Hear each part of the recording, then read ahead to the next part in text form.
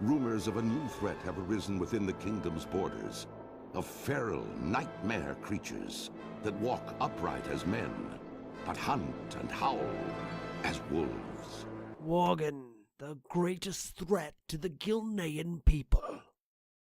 Except for the Forsaken. Spoilers, all the Gilneans are kind of Worgen now. Maybe a few survived. Isn't that in lore, actually? Anyway. Hey everybody, welcome to another speed art video. Did a little commentary over this one this time. Drawing a Worgen from World of Warcraft, if you couldn't already tell. I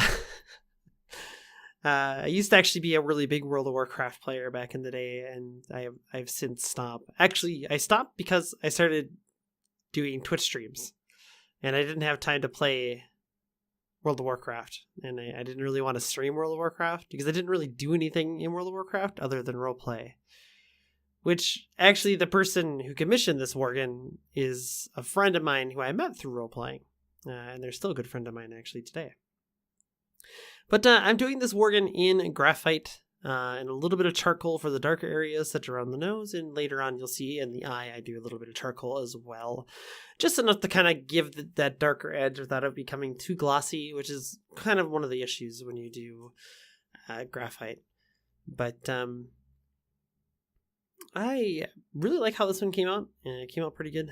I haven't really drawn realistic fur, and this is kind of my first attempt at drawing really realistic fur.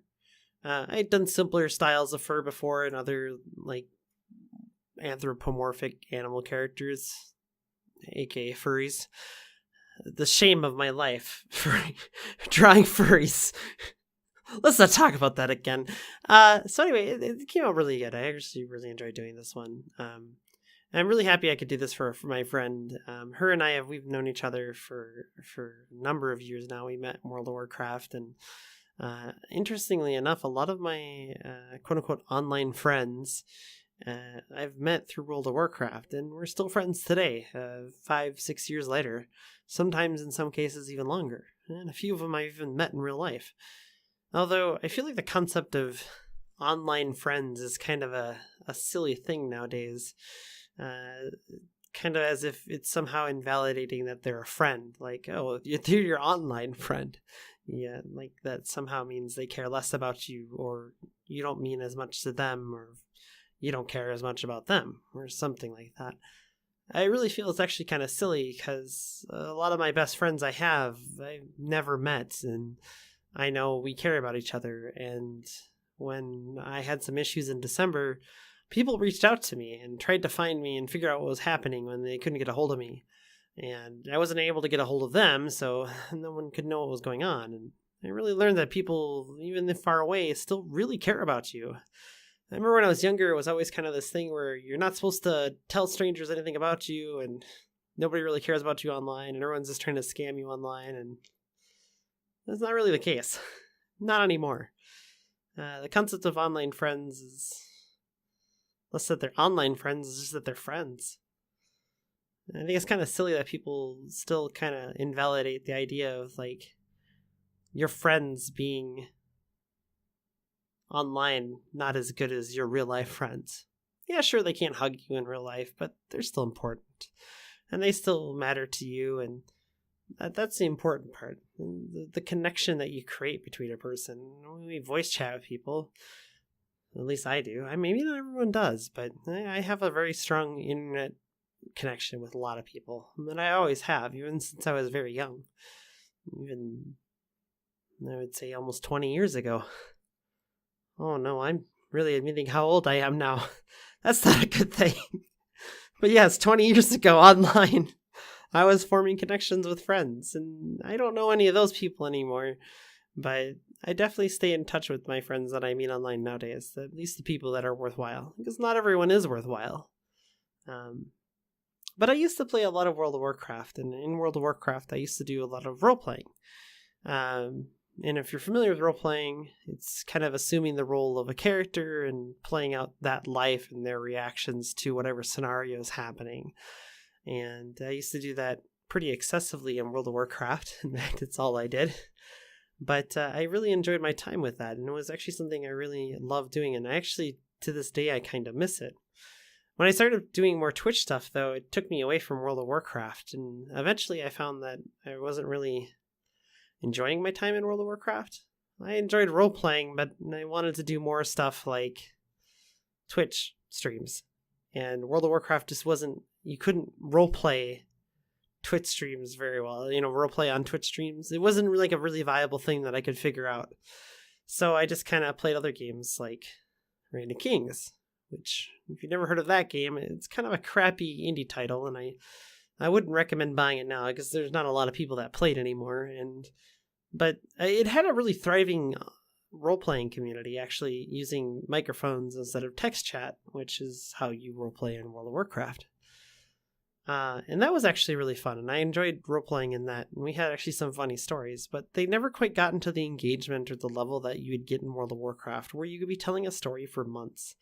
And I think that's something that I really, really miss doing, is sitting down and just telling a story of a character and having it play out with the interaction of other people as they try to figure out what's happening over a long period of time.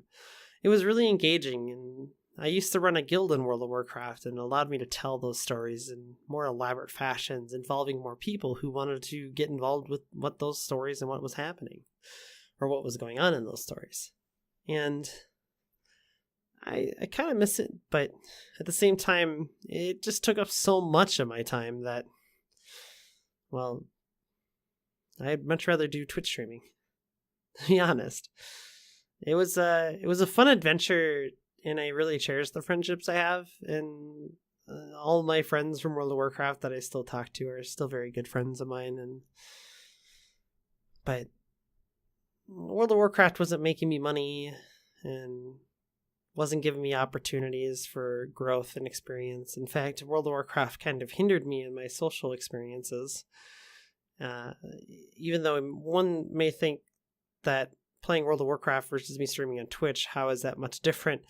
Surprisingly, having a large audience to interact with is a lot different. I didn't actually expect it to have the effect it did on me. In fact, Twitch has been a very positive influence on my life as a whole, and I think that's something I want to get into on some video, and I've talked a little bit about on the gaming channel, and just how Twitch has had such a powerful impact on my life, making me help me with my anxiety and depression.